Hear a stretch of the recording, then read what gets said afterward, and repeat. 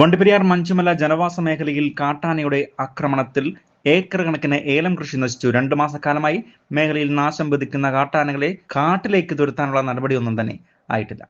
Rainbow news വാർത്തകൾ നിങ്ങൾക്കായി അവതരിപ്പിക്കുന്നത് ഭാഗ്യം സ്കിൻ സ്പെഷ്യൽ ഹോസ്പിറ്റൽ കമ്പം. നഖത്തിലുണ്ടാകുന്ന വിരച്ചുറ്റും ത്വക്കുരോഗങ്ങളും ശരീരത്തിലെ ഉണങ്ങാത്ത മുറിവുകളും വരഞ്ഞുകീറലും നിങ്ങളെ അലോസരപ്പെടുത്തുന്നുവോ?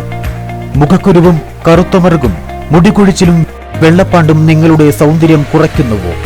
കൈകളിലെ തഴമ്പ് നിങ്ങളുടെ കൈയുടെ മാർദ്ദവം കുറയ്ക്കുന്നുവോ? എങ്കിൽ ഉടൻ പരിഹാരമുണ്ട്. ഭാഗ്യ ആശുപത്രി കമ്പം. കഴിഞ്ഞ 2 മാസക്കാലമായി പീരുമേട്, വണ്ടിപ്പെരിയാർ ഗ്രാമപഞ്ചായത്തുകളിൽ ജനവാസ മേഖലയിൽ ഇറങ്ങി കാട്ടാനകൾ വലിയ നാശനഷ്ടമാണ് കൃഷിക്കാർക്ക് വരുത്തിവച്ചിരിക്കുന്നത്. ഇതോടൊപ്പം തന്നെ ഭീതി പടർത്തുന്നതോടെ ജനങ്ങൾക്ക് വെളിയിൽ ഇറങ്ങാനോ തോട്ടം തൊഴിലാളികൾക്ക് ജോലിക്ക് പോകാനോ പറ്റാത്ത സാഹചര്യമാണ് ഇപ്പോൾ ഉള്ളത്. കഴിഞ്ഞ ദിവസം രാത്രി വണ്ടിപ്പെരിയാർ മഞ്ചുമല ജനവാസ മേഖലയിൽ ഇറങ്ങിയ കാട്ടാന പ്രദേശത്തെ 5ഓളം കർഷകരുടെ ഏലം കൃഷികളാണ് ചവിട്ടി നശിപ്പിച്ചത്. ഞങ്ങൾ ബന്ധപ്പെട്ട ആൾക്കാർ വിളിച്ച് പറഞ്ഞപ്പോൾ വന്ന അധികാരികൾ ഇന്ന് കാണിച്ച രീതി ഇവിടുത്തെ നാട്ടുകാർക്ക് അത് ഉൾക്കൊള്ളാൻ പറ്റാത്ത രീതി. കാരണം ഞങ്ങളുടെ കൂടെ നിന്നിട്ട് കുറേ ദൂരം ഇറങ്ങി എല്ലാം ഇറങ്ങി നോക്കിയിട്ട് ബാക്കി ഉള്ള സ്ഥലത്തിൽ കാണാൻ വേണ്ടി ഈ ആനയെ കണ്ടുപിടിക്കാൻ നാട്ടുകാരുന്നപ്പോൾ ഫോറസ്റ്റുകാർക്ക് ഇവിടെ സാറന്മാർ വന്നവർക്ക് അത് ഉത്തരവാദിത്തം ഇല്ലാതെ ഞങ്ങളെ ഇടവഴിക്കിട്ടിട്ട് അവർ വന്ന വഴിക്ക് തിരിഞ്ഞു പോകുന്ന ഒരു രീതി, ഫോൺ വിളിച്ചിട്ട് ഫോൺ എടുക്കാത്ത ഒരു സ്ഥിതിയാണ് വന്നിരിക്കുന്നത്.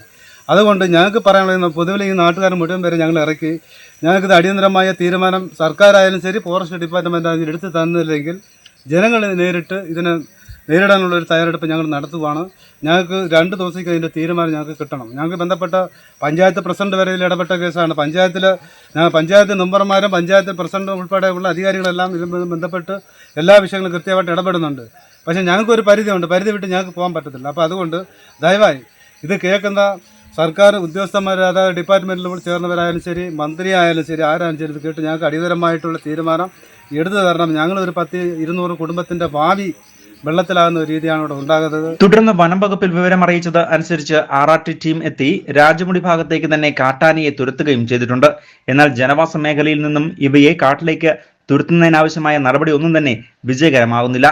കഴിഞ്ഞ ദിവസം MLA നേതൃത്വത്തിൽ യോഗം കൂടുകയും വേഗം കാട്ടാനകളെ ജനവാസ മേഖലയിൽ നിന്നും തുരത്തണമെന്ന് പറയുകയും ചെയ്തതാണ്. എന്നാൽ ഇപ്പോഴും കാട്ടാനകൾ ജനവാസ മേഖലയിൽ തന്നെ തുടരുകയാണ്. ഇത് വലിയ ആശങ്കയ്ക്കും വലിയ നാശനഷ്ടത്തിനും കാരണമാവുകയും ചെയ്യുന്നുണ്ട്. News bureau, Vandiperiyar.